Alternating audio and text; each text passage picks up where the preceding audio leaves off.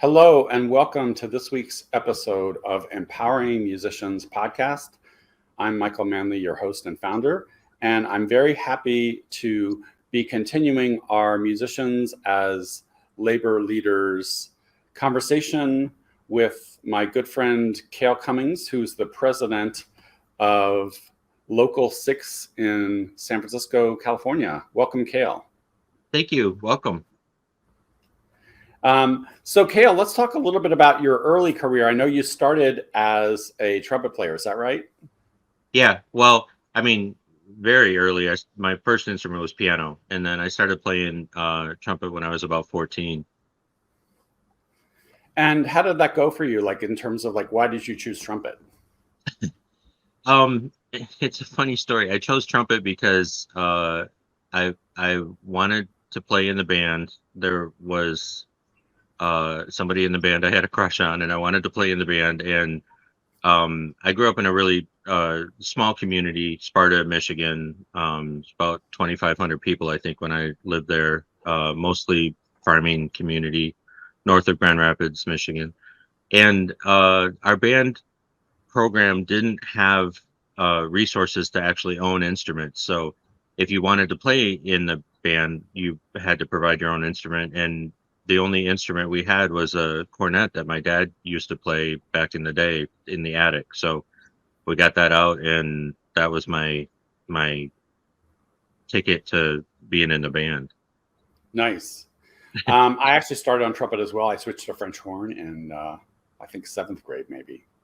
Why in the world did you do that? You know, I have a very specific answer to that question when I'm asked it. It's because of a little movie called Star Wars. And I was of the age where I saw Star Wars in the theater at the age of 10 or 11. And I was I looked at the French horn and I was like, this is a weird looking instrument. What is this? But then when I heard the sound, I realized it was the instrument, the Star Wars instrument. I realized this was the Force theme. This was all of these things. So my entry into classical music was all through film music and through John Williams mostly. That's probably true for a lot of us. But how could you not? The very first sound you hear is that fantastic trumpet sound. How could you not be sucked away by that? You know, it didn't have it wasn't playing the Force theme. If it played the Force theme, I might have stayed with it. But it was all about the Force theme for me. So the Star Wars theme wasn't good enough for you? No, that wasn't good enough. No. Okay. All right. Well, fair enough. Fair enough. I still have my trumpet in the garage. That's probably the best place for it. To be honest. I think I have a really good octave and a half on the trumpet. I can play that far. So, well, you certainly don't need as big of a range on the trumpet as you do on the French horn. Maybe an octave and a half is yeah. If you guys need to play high notes, you just get out a different instrument and cheat. We just have to do it all. Right. You never had a descant horn?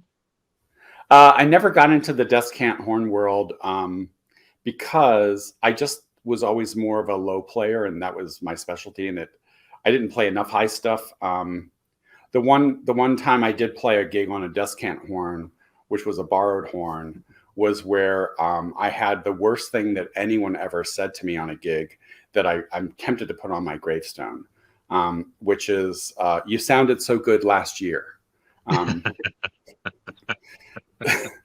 So descant horns and I, we haven't met that much. Did anybody say what happened? Yeah, it was funny because it was a piece.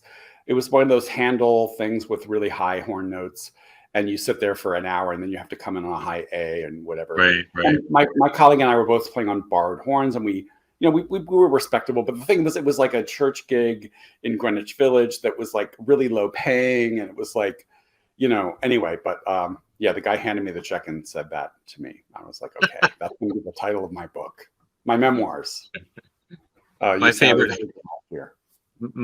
all-time compliment like that was, man, I was really getting into what you were trying to do. I know that's a compliment, but it cracks me up every time, because sometimes that's exactly what I feel like. I walk away from a concert or something and, man, I was really getting into what I was trying to do, but I couldn't make it happen. Yeah. Well, to be honest, the high stuff, that was always a challenge for me too. I was never a screamer kind of player, and I mean, I always felt a little bit bad about that because I love that kind of trumpet playing. I always wished I could do it, but I couldn't. And I mean, you had I been more of a commercial player, I probably would have either had to develop that better or die trying. But um, as it was, I spent most of my career working in the classical music scene. I did play when I first came to town. I played quite a few shows, but then with the vocal dystonia issues, that kind of affected everything. Well, it did affect everything. That really changed my career. Well, let's talk a little bit about you're choosing trumpet. You fall in love with the trumpet. You study, and you end up. How do you end up in San Francisco? Are you at the conservatory, or what took you there? Yeah, that's a good question. Uh, uh, when I went to college at Wheaton College in Chicago. Um, I got married the month after I graduated from Wheaton. My wife was still finishing up her senior year, so we lived there for a year. And then after she finished, I started my master's program at Northwestern, and my daughter was born a month before I started my master's program. So we sort of between my wife and I, we sort of had an unofficial, well, unofficial. What does that mean?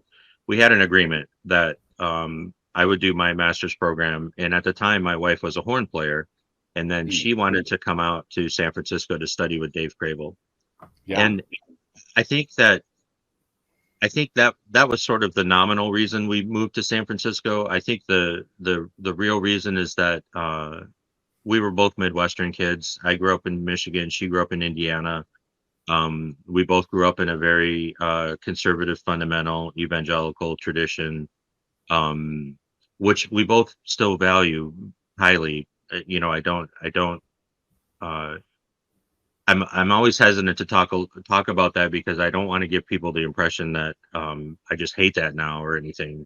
Yeah. It's true that I'm not living the same way that I did then, but that's my whole heritage and my family, and all the people that gave me love and that I knew from the very beginning were all part of that tradition. So it's very meaningful to me, and I think it can be very meaningful. In fact, I would say that a lot of my personal journey has been trying to put meaning in a way that I believe in it into that kind of a tradition or the things I learned from that tradition. But in any case, long story short, so we had decided when we got married that we wanted, we were young, we wanted to try to explore some more of the world. We wanted to live in different areas. We wanted to see what the rest of the world was like. So we decided that let's try San Francisco. It was going to be somewhere, and the fact that I think the biggest fact that made it San Francisco as opposed to something else was Dave Crable and being able to study with him. But the reality was we were going to go somewhere. Yeah. And then what happened in San Francisco? I played in the Pacific Music Festival the year before we moved out, and at the summer I played, Michael Tilson Thomas was conducting the PMF, and I played for him all summer. And then when I got to San Francisco, he put me on the sub list for the symphony, and that kind of elevated my name a little bit, and I got some work around town from that. But it was still, when you move to a new city with no connections and no job, and you're trying to make a living as a freelance musician, it takes a while. It takes a long time. I had to figure out how to pay rent while we were doing that, and luckily we made it through that time. But after the first couple of years, up until the point where I was starting to actually get consistent work, it was a struggle. And I think after we went through that, I had a young daughter. After we went through that, we realized I don't want to do that again if I don't have to. Yeah. So that's why we didn't really move anywhere else. I was taking auditions. I was doing really, pretty well at auditions. And then I think there were a lot of factors that came into play, but the biggest one was struggling with the focal dystonia that changed everything. Yeah. Before we delve into that, I think, you're highlighting something that is really, I think, a challenge for everybody as a freelance musician, right? And there's very Right. few cities, I think, outside of New York, where you could get off of a bus and potentially start working, only because there's so many Broadway houses in New York. When I was coming up, there was a lot more regional orchestras. There was bigger orchestrations. I don't know if all that's changed today, but in a city like San Francisco, they might have 2 or 3 theaters. They already have regulars who have been doing that work for 10 years.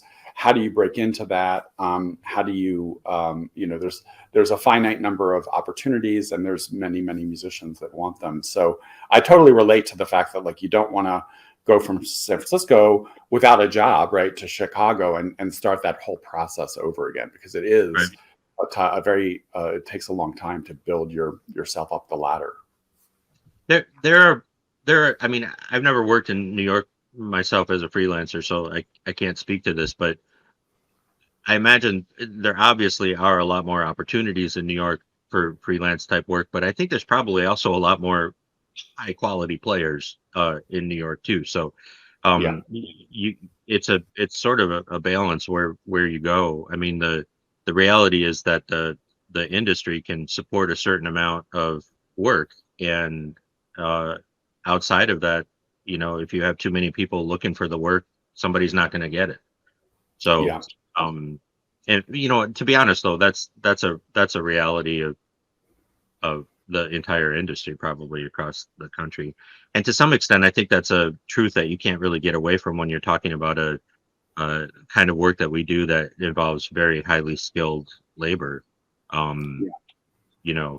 there is always going to be that aspect of having a certain number of jobs and having a certain pool of qualified people to do the job. Yeah. Yeah. And I think, the pandemic was very revealing in terms of, like, big institutions. And Some were better than others to their workers. But the Metropolitan Opera was one that was a kind of shining example of what not to do, or what can happen to artists where they just didn't pay any of their artists over the pandemic. And I think, we're taught we have to just hone this skill, and there's going to be some institution or a set of institutions that's going to provide work for us. And I don't see that growing, right? I do see some people doing some interesting entrepreneurial stuff, as far as starting their own ensembles, or trying to get things like that off the ground. And that's important to do. But and I think there are people that have a lot of satisfying careers where they're doing 5 or 6 different things. But walking from college into a large institution, like the New York Philharmonic or something like that, is just not the model anymore of how people thrive as musicians. yeah, and I think that a big part of that factor is it's a personal journey too. I mean, Mhm. there was a time in my life that that's exactly what I wanted to do. I just wanted to be an orchestral musician, and I wanted to get a big job. And frankly, if I had won an audition, I probably would be doing that.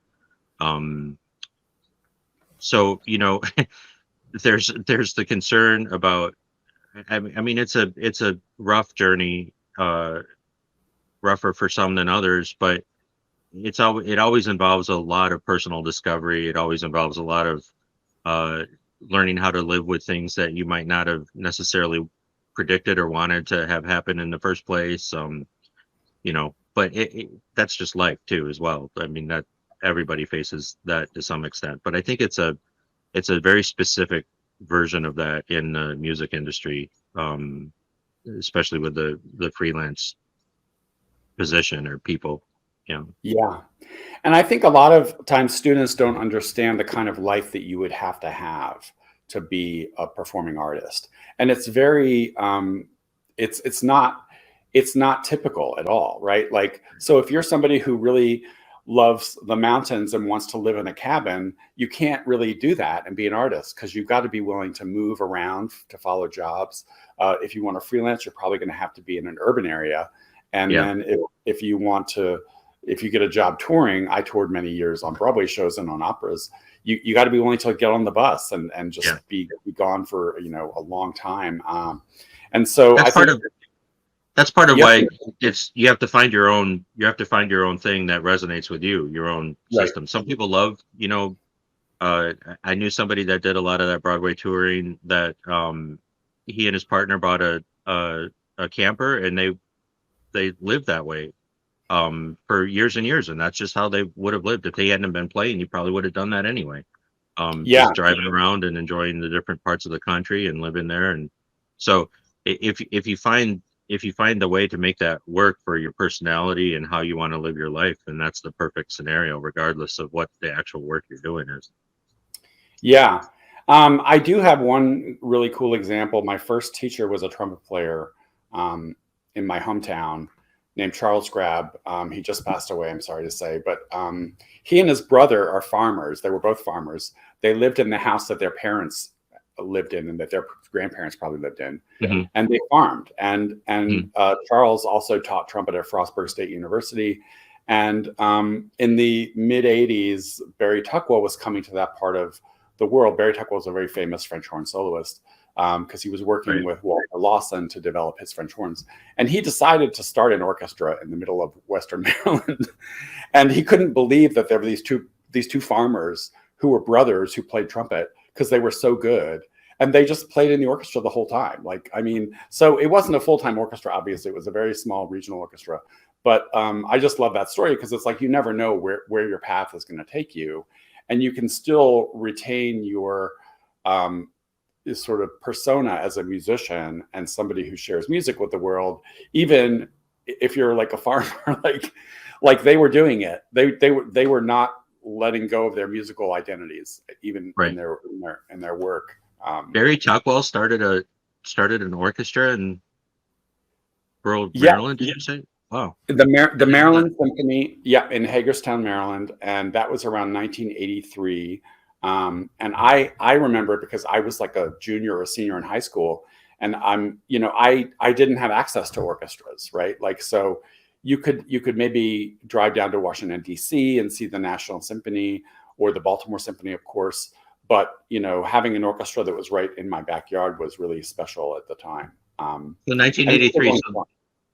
So this was you would have seen Star Wars and Empire Strikes Back at this point, right? Absolutely. So you were full on French horn. I was full on. I was full on. Yeah. Okay. Star Wars for me, Empire was the peak. It all goes downhill from there. Don't like the new movies so much, but John Williams. Return of the Jedi. That didn't do it for you. Return of the Jedi. No. Oh man. I think I was upset that the main character of Luke Skywalker, when he finds out that Darth Vader is his father, spoiler alert, if anybody hasn't seen Star Wars, that it sets him up to have an inner conflict around which path he's going to choose for himself. And by the third movie, that's decided. We don't ever see that conflict that's set up. And so I'm like, well, now he's just a good guy. So that's not exciting. But I thought his character would have a more interesting path, I guess. That's what I was thinking. Okay. All right. Well, fair enough. Some Star Wars lore there.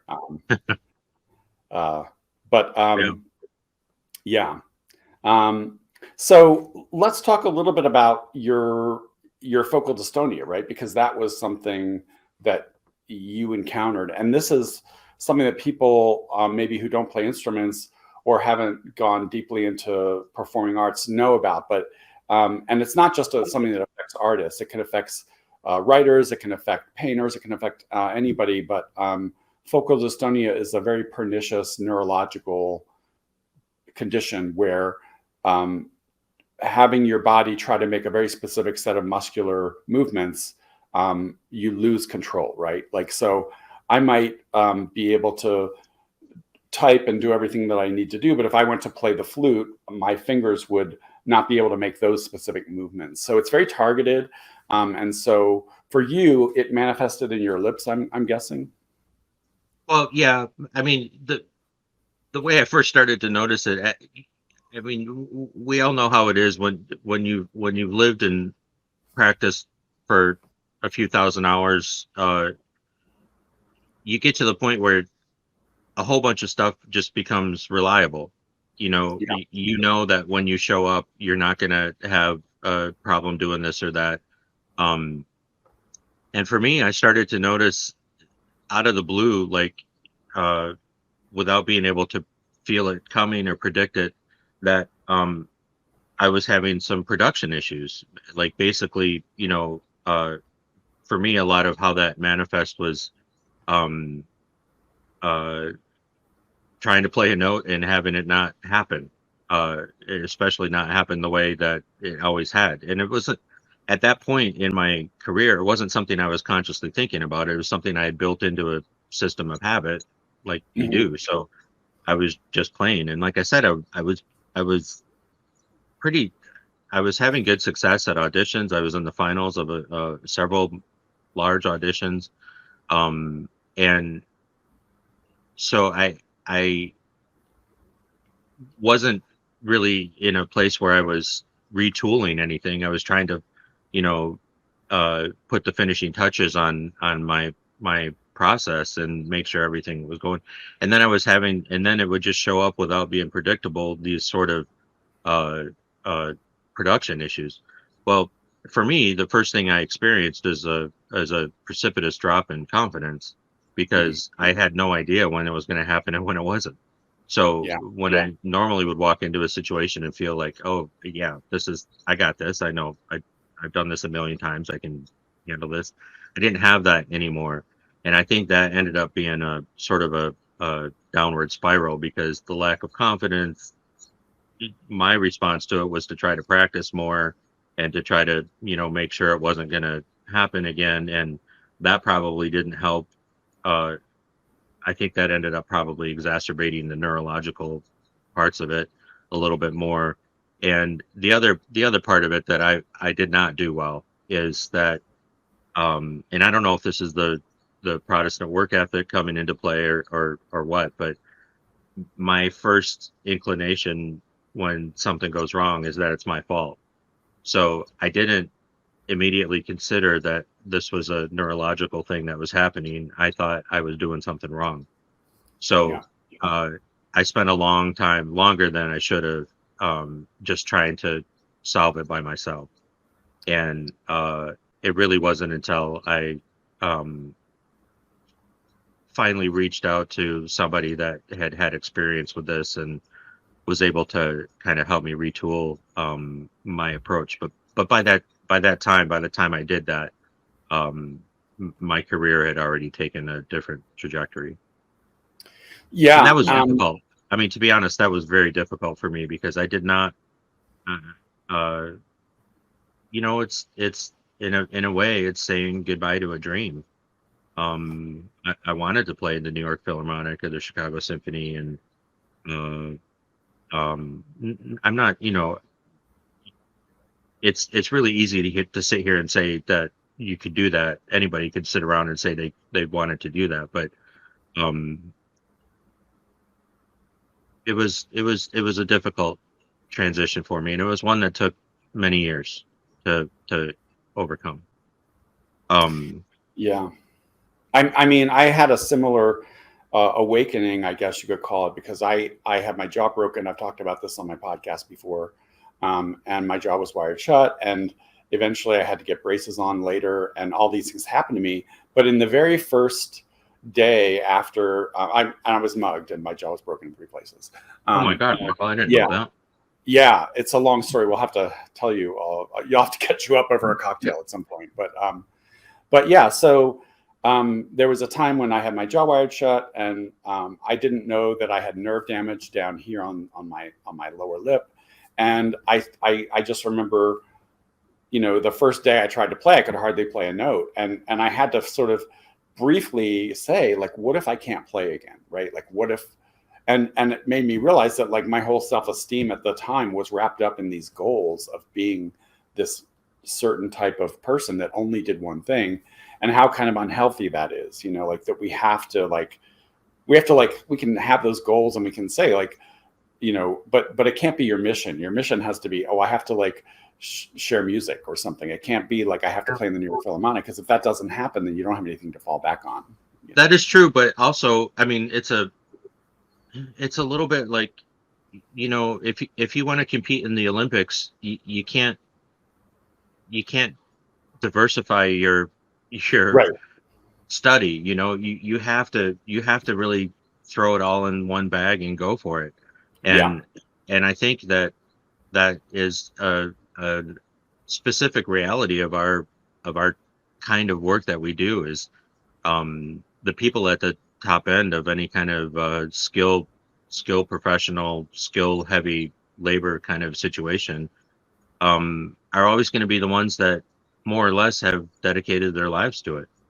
And so I think if you want to get there, there is a certain amount of time where you're spending 8, 10, 12 hours a day either practicing or thinking about it. I mean, as a brass player, you can't practice 12 hours a day, but you know, you can learn music, you can do all kinds of stuff that are supporting that goal. And frankly, if you really want to achieve that goal, you have to do that because somebody else is doing that. So it is true. It would be nice if we all had that sort of level approach that kept us all in a zen like healthy space all the time. But obviously that's, you know, that's a part of the maturity process. At least it was for me too.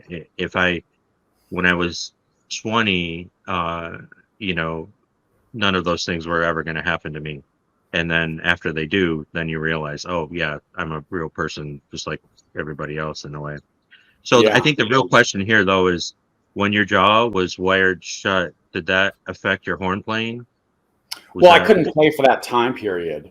So yeah, it did. But the funny thing is, like I started, I could hardly play a note like the first day. Yeah. And I thought how many years or how many months did you have your jaw wired shut that you couldn't play at all? About 6 weeks. Okay.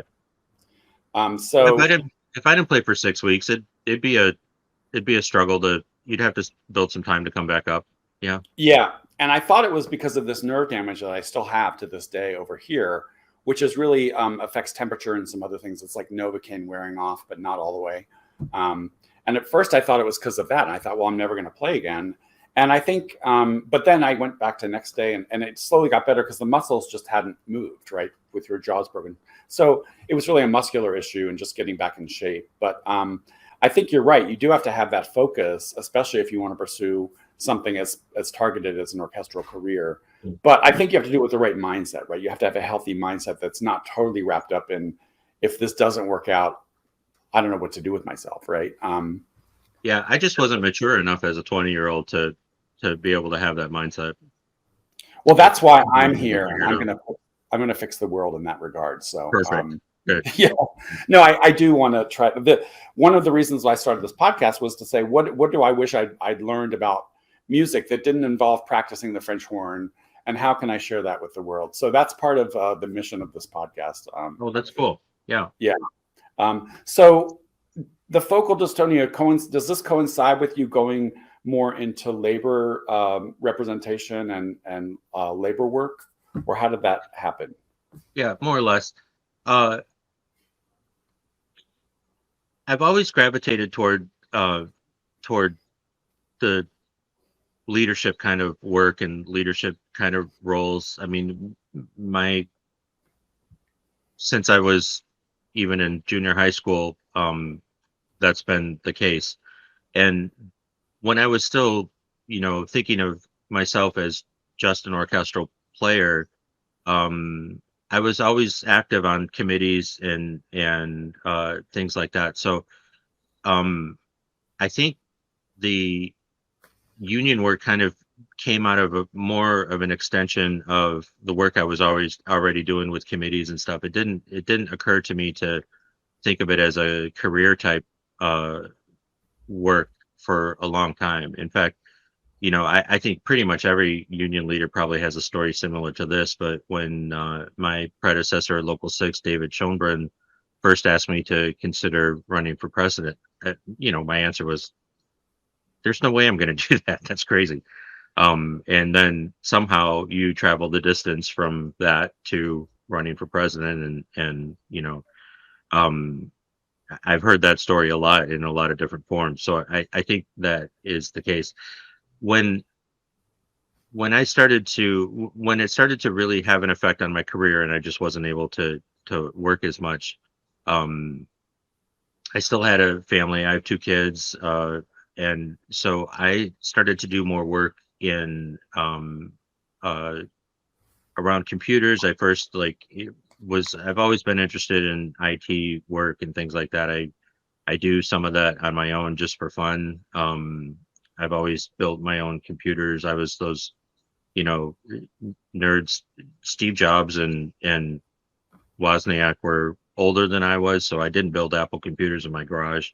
But I was the next generation where, I took apart a TI 99 4A and a Commodore 64 and all of that. So I've always been interested in that, and then I just started to find ways to monetize it when I was not working as much as a trumpet player, because I wasn't able to keep the standard.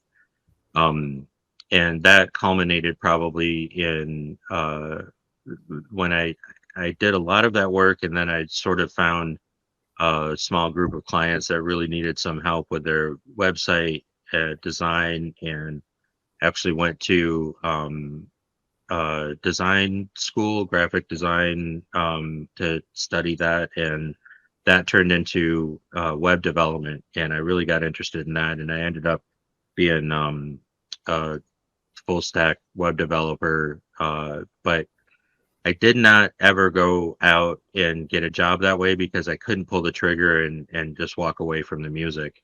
Um, so what I did instead was run a consulting firm with a few clients that pretty much helped them build and maintain their websites, and advised about things like that. Um, that that was fun work, and I did that right up until I uh, ran for office at Local 6. And then when I did that, it became clear to me that um, that I didn't want to do both. So I sold the consulting company and just did the union work. I still play. I mean, I still play around San Francisco. I don't play the same kind of work that I used to, because it's only been recently that I would say that I feel like I've finally figured out the focal dystonia stuff, at least in a place where I can start to come back. And I'm always going to play the trumpet because I like it, and frankly, I've invested so much of my life and energy into it that I can't imagine ever walking away. But I don't ever imagine it being the focal point of my life that it would need to be principal trumpet in the New York Philharmonic or something, to that level. Besides, Yeah. I hear that, and yeah. And you know what, to be honest, Michael, like you start out doing union work sort of, uh like I said, my story would David ask me, it's like, no, why would I want to do that? That's crazy. But you back into it, and then you kind of realize that there's a lot of opportunity here to do a lot of good in the world, and help a lot of people. And one of the things that I've really enjoyed at Local 6 is uh, seeing seeing what happens when when you can actually uh, move a group of people, like an orchestra committee, or any group of musicians that start out feeling afraid to raise any issues, because we all know in the freelance world, if you make a fuss, that means you don't get called. And we're trained into that reality. It's very important how you play. You have to be a good player. You have to be able to handle what you're being asked to do really well. But that's not the only part of the puzzle.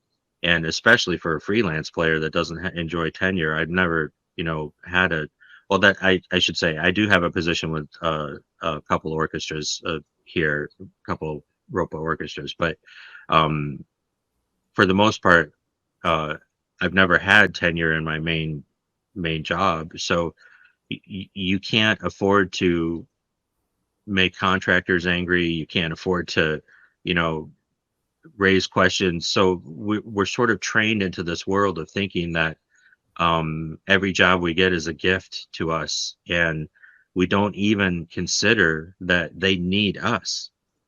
Yeah. It's true, we need them, but they need us. And I don't to go from there to start making demands, I think is not the right answer either. I think the reality of the situation is that that interaction has to be seen as a partnership. Both sides need each other. And when you have one part of that partnership, namely the musician, that feels like they can't speak up because they're freezing cold and their instrument's about to crack, or that they're not able to miss a rehearsal to be at their kid's wedding or something. I don't know what it is, but you know what I Yeah. mean? It's like when it feels to me like we get to a point where we're not really thinking about the musician as a person, as a human being that has a life, that is trying to make a living, that is trying to figure out how to live in the middle class America. We're just thinking of them as a line item on the budget, or um, somebody that has to come in and we have to plug them in to play to fill this second trumpet job in this weekend work. Um, I think obviously there's a reality to that it has to be conceived of that way, but I think that you can expand that conception, and when you get people to the place where they realize, you know what, I can speak for myself, I can have my own requirements and still not have to worry. I mean, I don't have to be a jerk about it, I don't have to make a problem, but I can stand up for something that I don't think is right. I can raise issues. I can talk about it. So for me, one of the most enjoyable things at Local 6 has been watching people understand that, you guys as a committee, you have power here. You don't have to just take what people tell you. You actually have the capacity to push back against some of these things that aren't fair. And when I see them starting to do that without me being involved, that's how that's incredibly rewarding to me.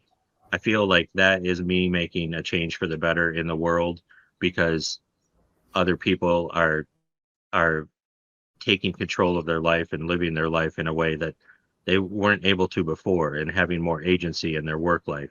I mean, I think what we're doing here as far as like the union work, we're trying to empower people to have a real voice in their working life. But it's no different than empowering people to have a real voice in any part of their life. I mean, America is this great country of individualism, and in a strange sort of way, I think there's a tie-in to unionism in that way, because when you are connected with your fellow workers in a way that you understand you all have power, that is really empowering the individual musician in a way that they don't have before connecting with that. So that I have found that to be extremely rewarding work. And that's something I didn't, necessarily anticipate. But I do feel like I always enjoyed walking away from a concert and having somebody say, what you did in that concert was really meaningful. It touched me. That is very rewarding.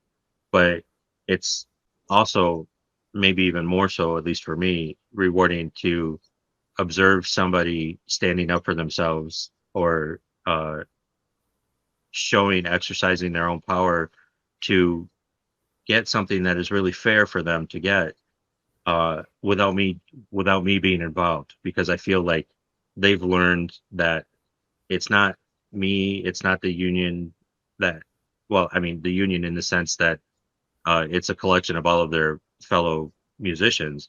That's where the power lies. So it's not me, it's not the union officers, it's not the union staff, it's not the union representation. It's the union itself that has the power. And it doesn't require any one individual person to maximize that or to wield it or to use it. It's something that, if it's done correctly, the power is invested in the musician. So where you go to work every day, you can feel compelled, or you can feel comfortable at least exercising that. That's exciting to me. I love seeing that.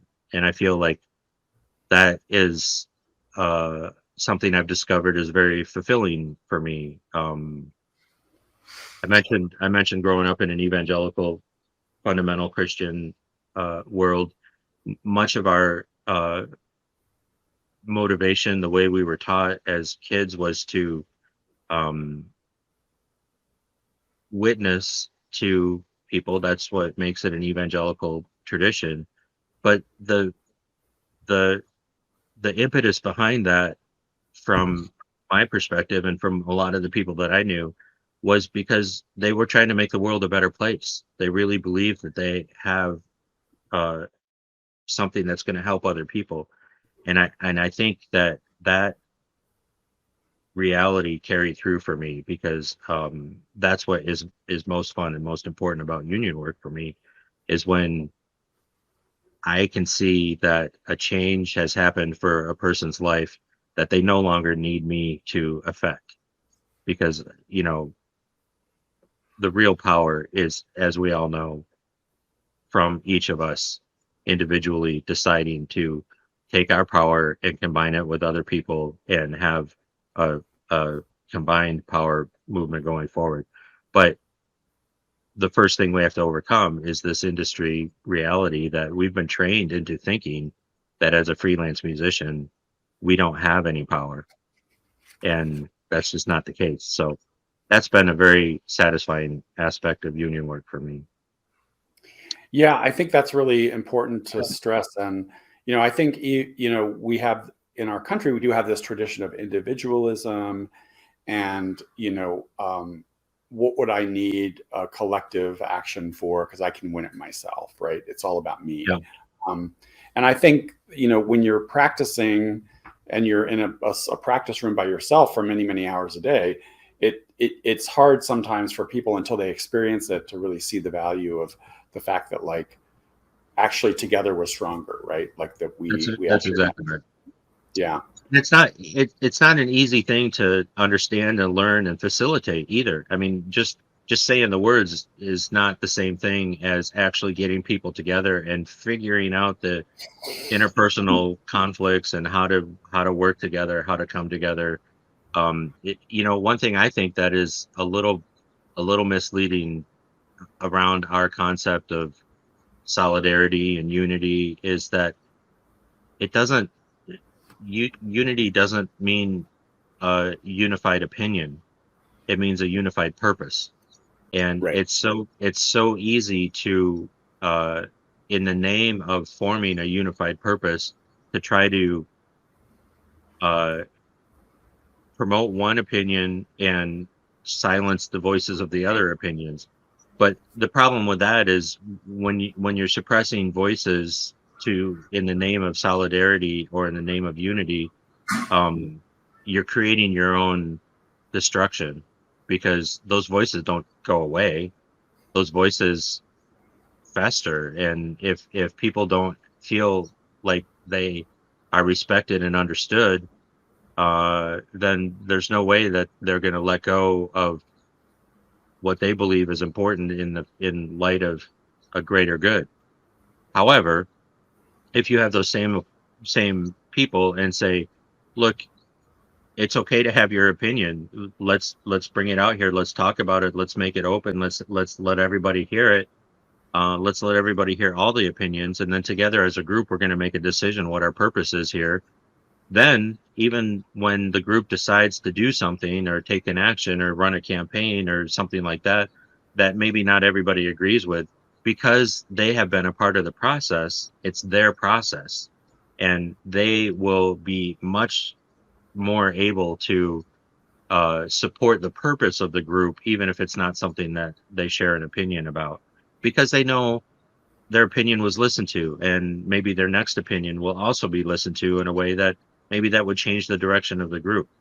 So I feel really strongly that it's a little bit counterintuitive, but I've certainly observed it over and over again enough to make me feel 100% certain of this. But when you try to create solidarity by uh, uh, really impressing one perspective and trying to suppress other perspectives, it has the opposite effect in a strange sort of way. If you really want to create solidarity and unity, the way to do that is to make sure that all the opposing viewpoints have as much of a say as they want to have. Because Yeah. then it's their process too, and everybody's on the same team.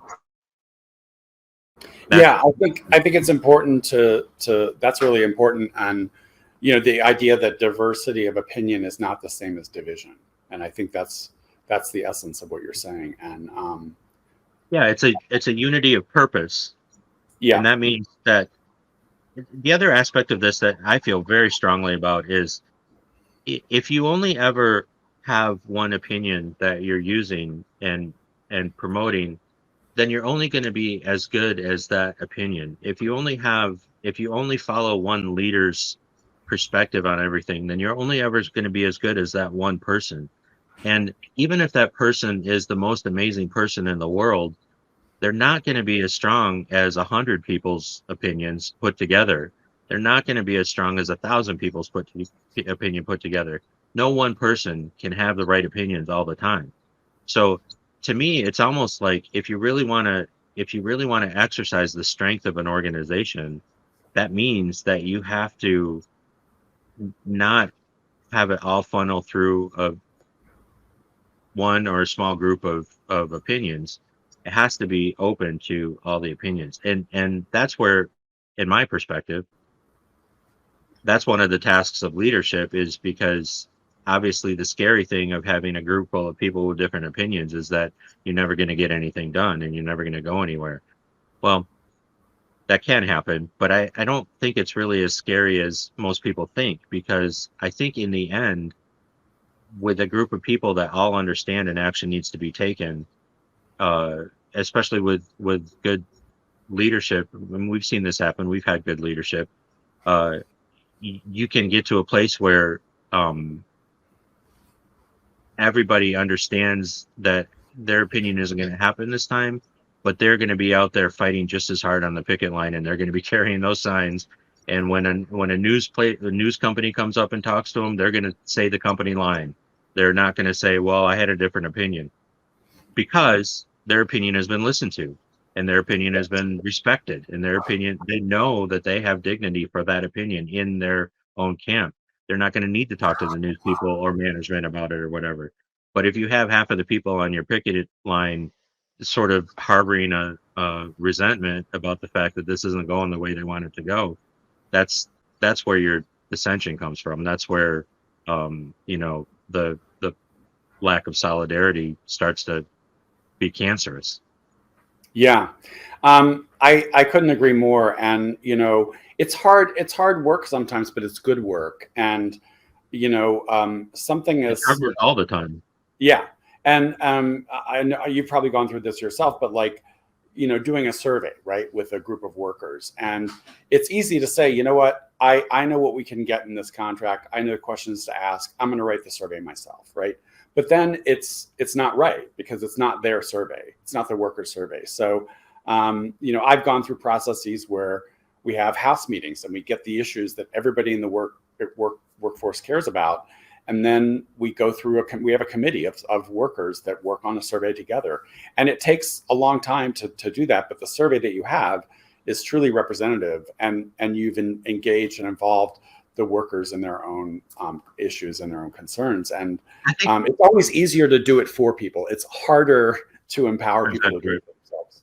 that's exactly right. And the second thing you said there is, I think, a point that is often overlooked when you're talking about organizing, and that is uh, the real key a lot of times with organizing isn't just that you land on the right issue or that you land on the right situation. The real key is that the worker is making the decisions. It's the worker's power, and that's why I'm a little bit suspect of organizing efforts that began from a point of, okay, we know what needs to happen. We know how that's going to need to happen. We know what we need to do. Now we just need to get a bunch of people on board with this idea. Right. Because even if here, I mean, the reality is, for those of us that have been through this, we pretty much do know what needs to happen. We pretty much do know what the best thing would be. So it's not like we're, you know, it's not like we're ignorant. We really do know how this would happen the best way, and we really do know what needs to happen. But the point is that the part of the process that you can't subjugate without losing effectiveness is that it has to be the workers' process. It can't be the leader's process. It has to be the workers' process. And the way to make it their process is for them to make the decisions. So the way I've seen this work most effectively, and you know, I've had I've been lucky enough to work with and know some very skilled organizers, but um the organizer that sits down and starts out with the workers saying, okay, the first thing we need to do is to go to management and demand our rights. Um, you know, for every single organizer in the world, they know that's not going to work. But Right. instead of just saying to the workers, oh, that's not going to work, the ones that I've thought have been the ones that are most effective say, okay, all right, so we're going to go to management. Well, how do you see that happening? What's going to happen? Like, what are you going to say? What are they going to say? What's the end result? And they talk them through the process to the point where the workers themselves realize, oh, you know what? I changed my mind. This is really what we need to do, and get them to that place. But it has to be the workers' decision, and that's why I think we can't really walk into organizing situations with a list of stuff like, okay, this is really what you need, and this is how you're going to get it because we've done this a million times. We know how this works. You know what I mean? It has to Yeah. be something that the worker themselves learns, and in a way, an organizer becomes a really good psychiatrist or not psychiatrist but psychologist, at least in sort of standing back and observing where a person is and where they need to be successful, and then helping them find their own path. Each person has their own pathway to it. That's what makes this work so incredibly difficult, is because it's so time consuming. It's so much easier to walk into a situation and say, you know what, your situation is exactly like 10,000 other situations that I've been involved in. So I know what the best way to do is. I've been through this already a million times. I can help you figure out the best way to do this. That has, I mean, we have to be honest. There is some possibility for success there. Some of those campaigns do provide and do create some success, but they don't create the raw grassroots movement, culture changing, sea changing kind of success that happens when the workers are the ones that are uh, driving the bus, as it were. Yeah, because they Um, won't create any power, essentially. They might create that's a right. result, but they're not creating power. That's right. Yeah. And then after that campaign is over, the workers are not left in a more empowered state. They're left in a state of, okay, when the next group of leaders comes in and tells us what to do, then we know we either got to get behind that or not. I don't think that's transformative. I think the only Yeah. thing that's going to be transformative is when we find workers that, I know your podcast isn't necessarily uh, geared towards just AFM members, but when we find workers that have never heard of the AFM or worked with the AFM, realize that the AFM isn't something that's coming to them with a preset, but the AFM is something that they themselves can become a part of, and they themselves can make decisions that change the nature of the AFM. They have the chance to change the culture of the AFM to be more like the culture that they understand.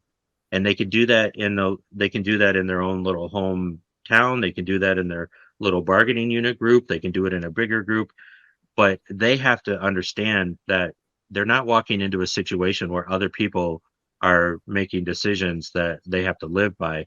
They're walking into a situation where they are given the opportunity to learn and get to a place where they can make those decisions themselves too.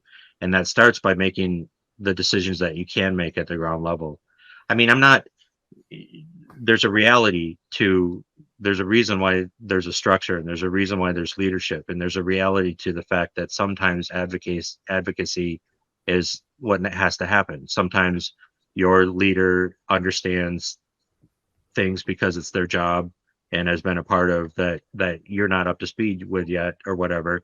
And so, they are the better voice to speak in a situation. But that doesn't belay the truth that they have to be seen as speaking on your behalf. And if you have a different opinion from your leader, and that leader hasn't really spent the time to understand, get to the bottom of where your opinion's coming from, what it's all about, what motivates it for you, what you're trying to do, what the goal is. If they haven't really understood that, then it doesn't matter what they say. You're not going to feel like they're really speaking with your voice. And so even in those advocacy models, if the power doesn't come from the worker, it's still not going to be the level of effectiveness that it could be if the worker themselves are the ones that feel like they're in control. They have the power to make changes. They have the power. If they don't like what the AFM is doing, they have the power to change it. They have the power to do something different. That's Yeah. that's the AFM that I think if we get to that point, that's the AFM that's going to be able to really make a difference with how musicians, especially independent freelance musicians, are struggling in the world today. That's the AFM that's going to be able to really, I think, turn the tide on, if we're looking at electronic replacement stuff, turn the tide on really helping average American understand that live music is something different than recorded music, and something special, and something interesting, and something worth paying for. Absolutely. But that's not going to happen. That's not going to happen without thousands and thousands of people feeling like this is their cause, and that it's something that they own and that they are doing. So for me, that's what makes this kind of work so difficult and tricky, is because it's just really hard work, and most of it is one-on-one with individual people that it doesn't get publicized. It doesn't have a brand. It doesn't get, put on a website somewhere. It's just people talking to people in a very, designed way to return power to the worker.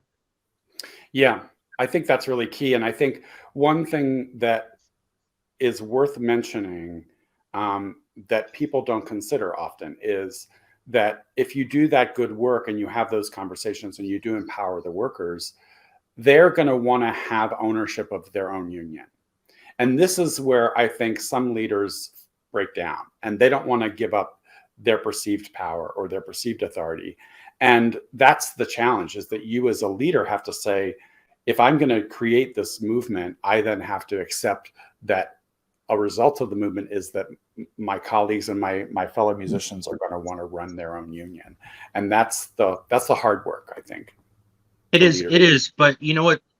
I think there's an irony here, because it has been my experience that the more power I give up to other people, the more they actually are willing to lend their power to me when I need it. You know what I mean? So in a way, I feel like I could try to control all of those voices and try to marshal them into a pathway that I think is accurate. But I've felt more powerful by giving away power than I have by the times that I've tried to hold on to it.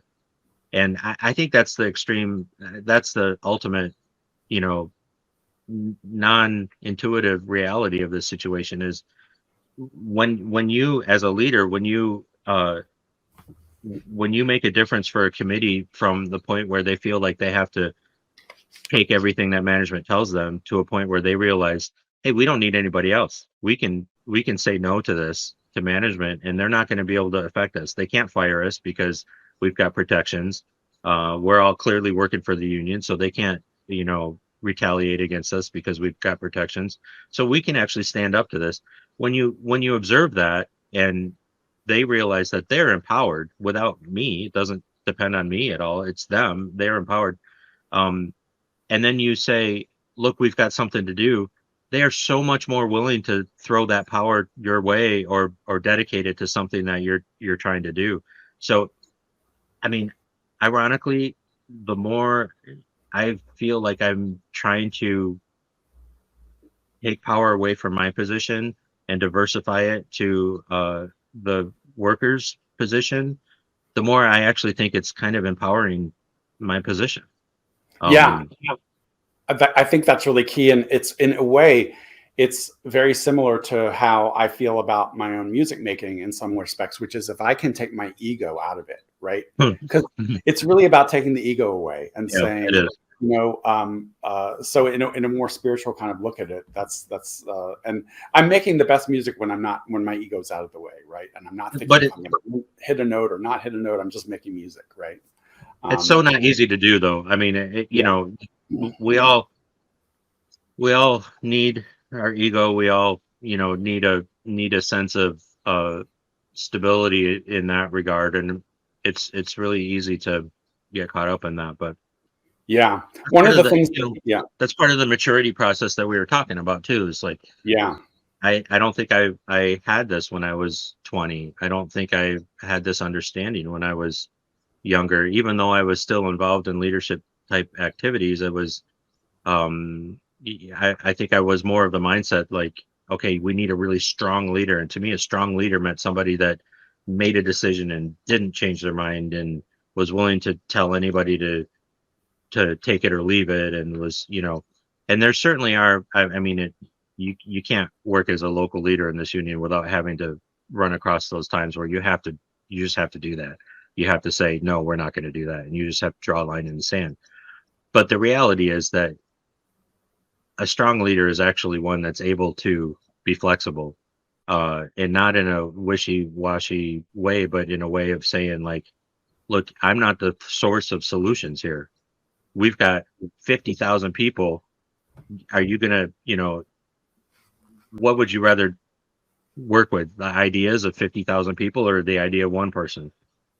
It's kind of a no-brainer to me. So to me, leadership has a lot more to do with creating and holding space for, and to make sure that the space that is there is one that facilitates those voices from being heard and being empowered. It's about, you know, it's a lot about organizing that, those voices and trying to help people understand when it's appropriate to speak out and not. I mean, there's a lot of realities to the sheer logistics of getting a bunch of opinions together. It's very challenging sometimes. But to me, that's a lot more around what leadership is than to just have the opinion that is going to hold sway, or to, you know, see the opinion, take it over and promote it that way. In my opinion. Yeah. One of the rules I have, as an organizer, right, is that I don't ever want to tell my colleagues no, right? I don't want to tell them why they can't get something. But what I'll say is, you know, for example, the pandemic happened, we didn't get a raise in 3 years. We should get a 15% raise. We should just get that. And it's like, you're right. Like that, like, yes. In terms of a just world, yeah.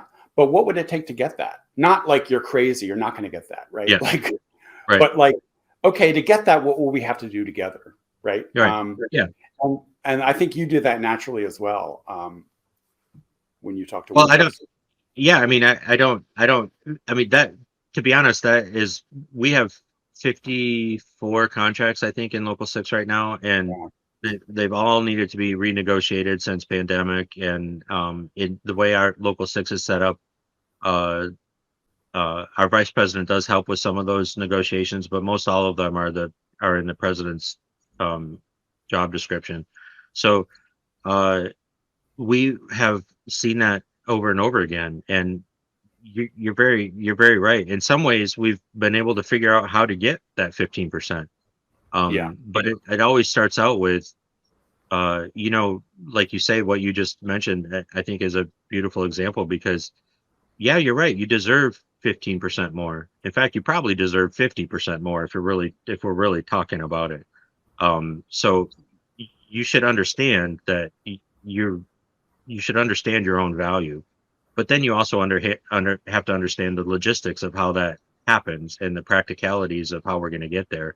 And let's together put our heads together and figure out how we can get to that point. And I can share my experience with you with negotiating with other managements. When you say this to them, if you go to them and say we deserve 15% because we're good, that's probably not going to work. I can share that experience with you, and let that help inform your decision about the best way to get there. But then together we're designing a strategy to get there. And even then, even though I'm the one that has more experience than anybody else in the room, and frankly I'm the one that has a better perspective on what's likely going to happen and what needs to happen, by me offering that experience as a tool for them to use and to think about and talk about and discuss, it still becomes their decision. Even though I'm the one that has an influence on guiding the strategy, it's still their decision where that strategy goes. And that's where the buy-in comes from. It's because it's not my process, it's their process. I'm there as an advisor. I'm there as helping them. If they do something that I think is really stupid, you're damn straight I'm going to tell them that's really stupid. I think that's stupid, but I'm going to tell them why I think that's stupid. And if they disagree, it's on them. They can disagree and we can go a different direction, but at least they will have had that. I think that's a profoundly different approach than the approach of trying to come to people with, here's a strategy for success, we need you to buy into this. Yeah.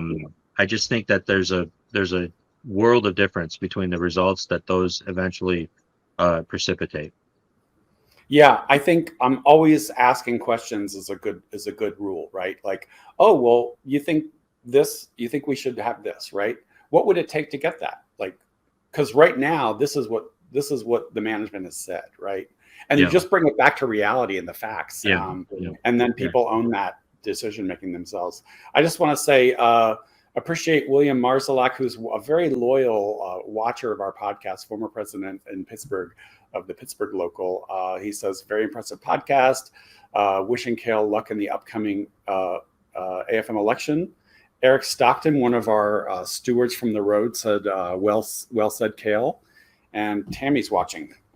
She said, great point a few minutes ago. So, yeah. Everyone.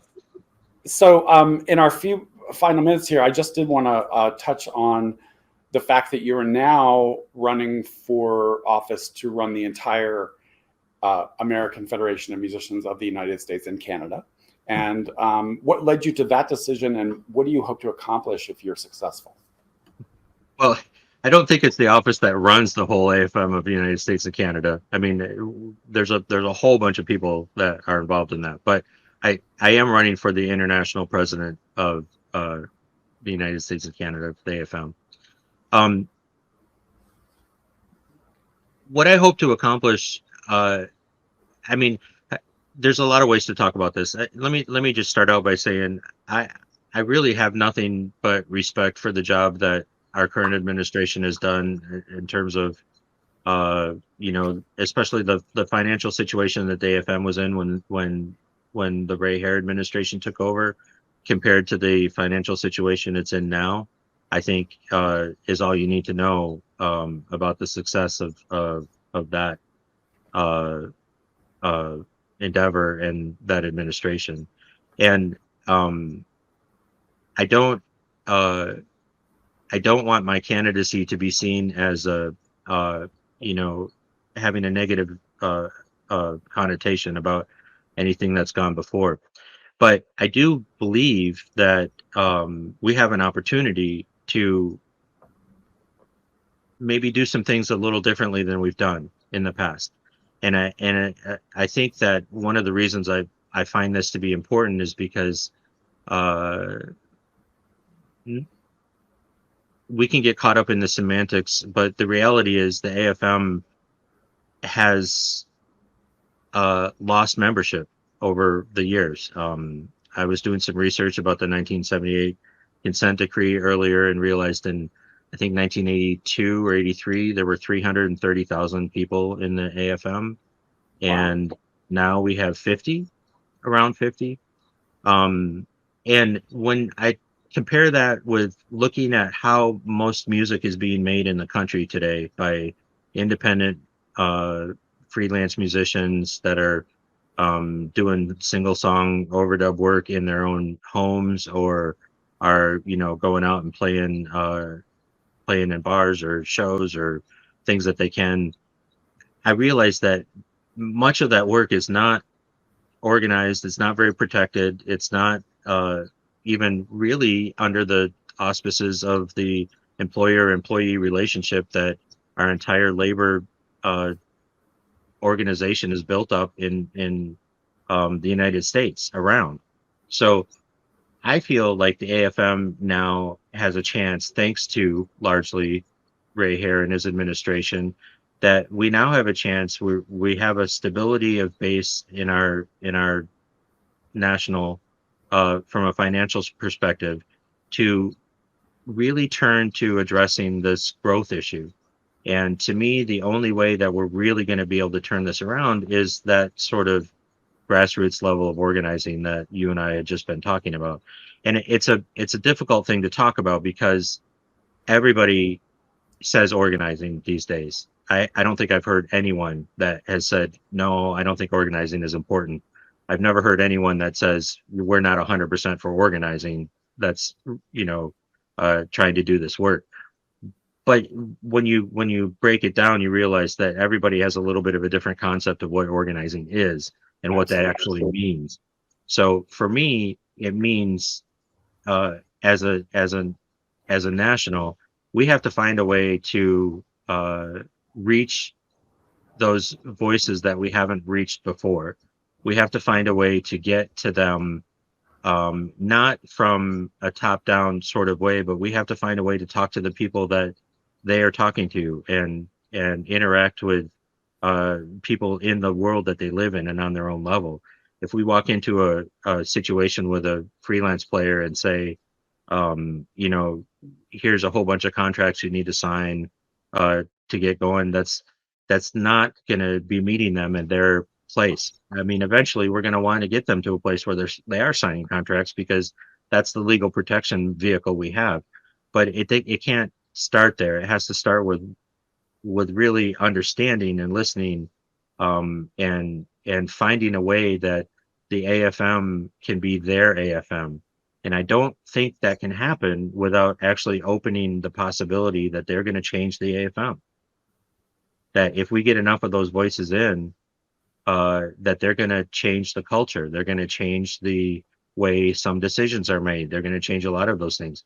So the reason I'm running is because I believe that that's the only chance we're really going to have to be a meaningful voice in the future, is if we find a way to invite the voices that haven't been heard into our fold. And the only way I think that's actually going to happen is if we give them power, if we give them the opportunity to have an effect and make a change. And so I believe that the way to do that is to have a leadership team that is dedicated to creating that space and actually going out and finding those voices. Those voices aren't going to come to you.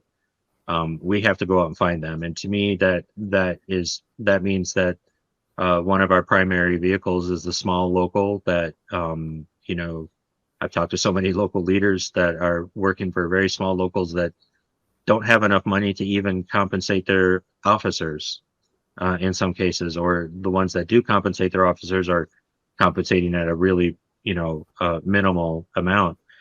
We can't expect them to do this kind of work without having resources.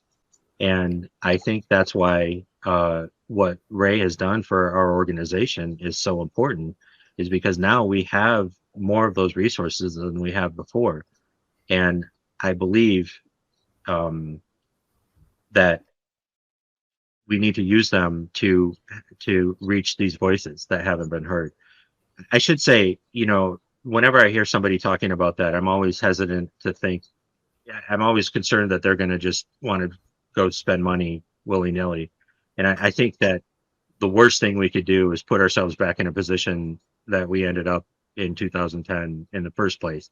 So I'm not advocating any kind of financial irresponsibility here.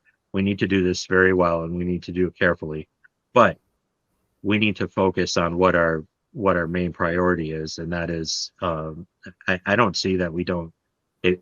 From my perspective, if we don't reach those voices, if we fail at finding those voices and folding them into the union, if we fail at giving them power to make changes to the AFM, then we are not going to see a change in direction in our membership, and eventually we're going to just continue down this path till we get to a place where we're an organization that services the few existent CBAs that we have, and really not able to do much else.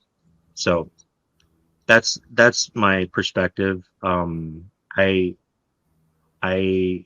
do think that there is a benefit to an organization nationally to having different styles of leadership throughout its history. And I think I have a different style than what we have available. But I don't think that one style is necessarily intuitively better than another.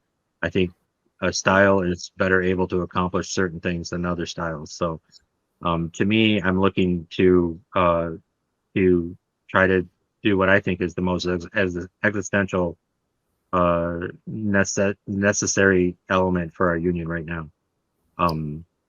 But you know, the reality too of the financial aspect is that we also have to make sure that in doing this work, we're not turning our back on what we have been successful at, and that is our CBAs. I mean, the many CBAs we have and the national agreements we have, those are successes of ours, and we need to keep being more successful with those, and bringing everybody else to the level where they can appreciate and live with the success that we've had there. So we can't turn our back on the reality of those national agreements, of our CBA groups, of our very strong associations with orchestral groups and music either. So it's tricky, but yeah. And Tammy says resources can be more than money. It is also time, education, training, etc. Very good point, Tammy. And I think, you know, this idea that organizing is really a term that can mean different things to different people. And from my perspective, you know, I've talked with folks. It's like, well, for me, organizing is having this festival that's in my backyard under contract. For me, it means growing my membership through recruitment. For me, it's always started with empowering workers to win what they need together. And that's the essence, and everything else will flow from there.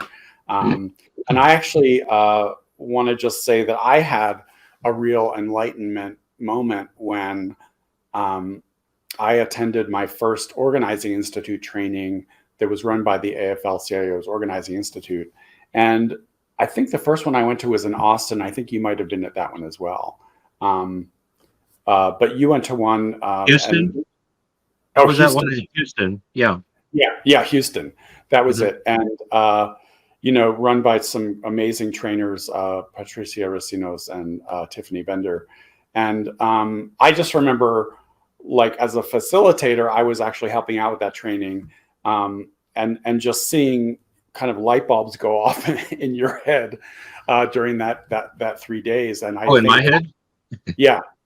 Like, I mean, you were really kind of like, oh yeah, this totally makes sense. And I loved seeing that in you. And I think, you know, as musicians, we often don't see ourselves as workers, or we think that, like, that's very true. Yeah.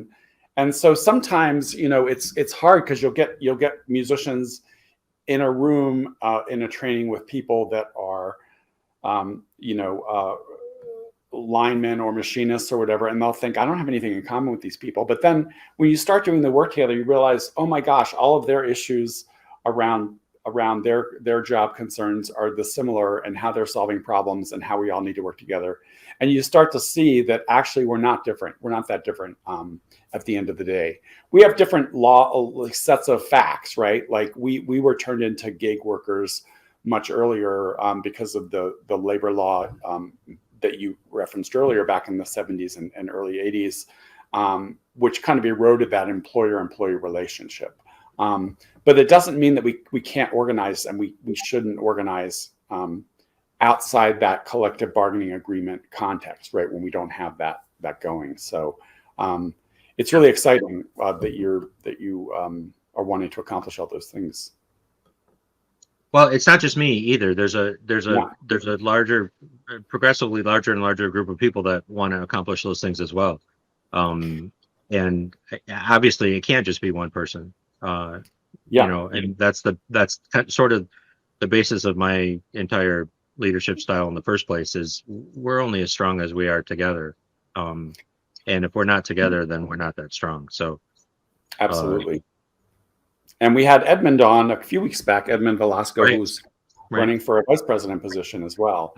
So how do folks learn more about your group that wants to make this positive change, and how do they connect with you? Well, the easiest way would be to probably just visit our website, afmvpu.org. The VPU stands for Voices, Power, Unity. But I would also invite anybody that wishes to contact me directly. I have to tell you that I will call and email everybody back, but I'm a little overwhelmed right now at the moment. But so it might not be, you know, that day or the next day I get back to you. But I would love to talk to anybody that wants to talk to me. That's been for me the most fun part about this whole process, if you can say this process is fun, because hearing directly from my colleagues all around the country that are, you know, we're all doing the same kind of work, all of us in these positions, hearing from them the realities of their situation and the similarities that we're all facing, and just getting to know people has been very fun for me. So I love talking with anybody that wants to talk to me. I can tell you too about our website, and I think I speak for everybody else that's running on our website. You can speak with any of them as well. I think I can tell you about our website is that we're constantly adding more information to that. So we intend it to be something that isn't a one-stop shop to get to, you know, as we hear feedback, as we hear more questions, as we hear things, we're trying to add more information too. So if you want to keep touch with that, you could also fill out our contact form and be on our email list and be connected that way. Great. And there's some Meet the Candidates events coming up that you can learn about on the website also. Yes, there are. Meetings. Okay. Yes. Yeah, and those again are a chance to. We're just going to have basically what's an Ask Me Anything, and you know me, Michael, well enough to know this, but maybe not everybody does. But I really appreciate the pointed questions. I appreciate those moments in public when you know, we wade through all of the normal corporate speak, the political speak, all of that, and just get down to the nitty gritty. So for me, if somebody comes to those meetings and asks me very pointed questions, I appreciate that, and I feel like that's when we can really start to get some work done. I'm not easily offended by any means. So I enjoy that kind of interaction, and frankly, I think that's a little bit of what we need to see more from the AFM. We need to be able to get down to the nitty gritty, bottom, like emotional, passionate issues that we all feel, without bringing personal attacks or involvement into it. And I think that's what, you know, we're trying to accomplish here. So I welcome any and all of that kind of interaction. Yeah, absolutely. And I think healthy, respectful debate is always going to be positive and make us stronger. It's the only thing that is going to make us stronger in that context, I believe. Yeah. Yeah. Well, if you want to reach out again, Tammy put it in the chat here, www.afmvpu.org. And I would say, if you're coming to the convention, if you're not coming to the convention, if you're a member, this is a great chance for you to meet people that want to lead your union. So do feel free to check it out, even if you're not, a local officer, or you're not a delegate, if you're just a rank and file, as we say, member. Feel free to check out the meet and greets at amfmvpu.org. And I promise I won't ask you any questions about Star Wars. I think we still got a lot to cover there. We do. We have a lot of ground to cover there, but that'll have to be in the next podcast. Okay. All right. Fair enough. But really appreciate you taking the time out, Kale, to share your and the VPU vision for the future of professional working musicians through your work with the American Federation of Musicians of the U.S. and Canada. Well, thank you very much for having me, Michael. I really appreciate this. I appreciate your podcast. You're really trying to find a way to get out there and make the world better for working musicians. And I think in the end, no matter what our opinions are, no matter what is going on, I think one thing everybody needs to understand about every single person that's running for office is that we're all doing it out of the love for the work. And the work is to help the working musician in America and in Canada live in a better life than they are living or can live right now. Yeah, absolutely. And as much time as we put into our instrumental practice, there's a universe of information and knowledge that we need to have that doesn't involve that, which is kind of the point of this podcast. And I also like to just inject as much about our identities and needs as working musicians, as you say, right? Because when you become a working musician, it's different than just somebody who's playing music out of passion. You actually now have to make a living at it, or it's part of your profile of putting bread and butter on your table. So really appreciate your time today, and congratulations on your candidacy and campaign. And I will look forward to seeing you hopefully next month when you're in my neck of the woods here. Sounds great. Thank you very much, Michael. Thanks, Kale. And we'll see everybody again next week.